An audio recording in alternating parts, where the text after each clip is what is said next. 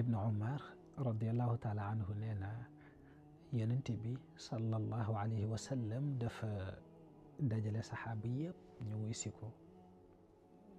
mu ne leen dama leen a bëgg a dénk ñeent ngeen defar ci seen àddina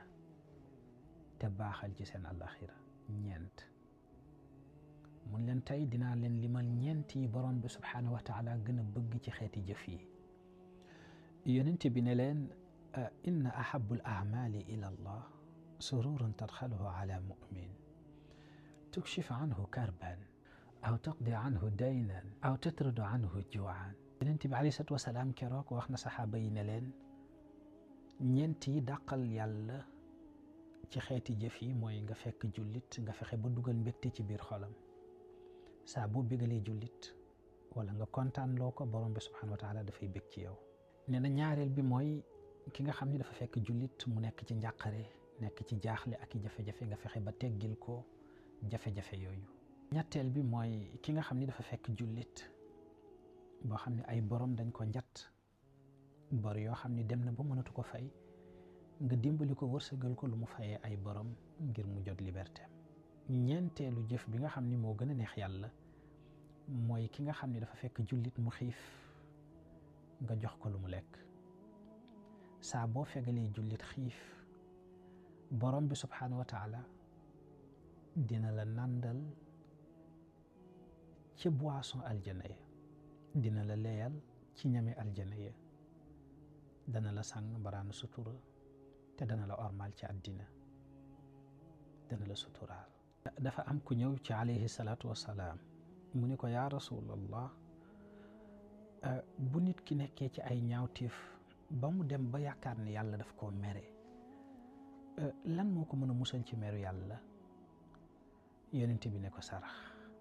saxaaba yëpp jaaxle mu ne leen kay mu leen sarax moo mën a giifal meru yàlla saai sallam keroog dafa wax saxaaba yi ne leen léeg-léeg nit ki yàlla dana ko mere mer moo xam ne dara mënu koo giifal lu dul sarax sarax rek ngay mën a def yàlla kontaan ci yow alayhi salaam nee na as-sadaqa tudfi'u ghadabu rabb wa tadfa maytata suu nee na sarax yamul rek ci giifal meru yàlla ci nit ki waaye daf koy musal ci deegu ñaaw yonent bi nee na jullit bi saa bu xëyee mu saraxe ci yoon yàlla borom bi subhanahu wa taala mën na koo fegal deegu ñaaw bépp musiba bu naroon a dal ci kawam yàlla daf ko koy fànqal benn faqiir dafa ñëw ci yonent bi alayhi salaatu wasalaam mu ne ko yaa rasulallah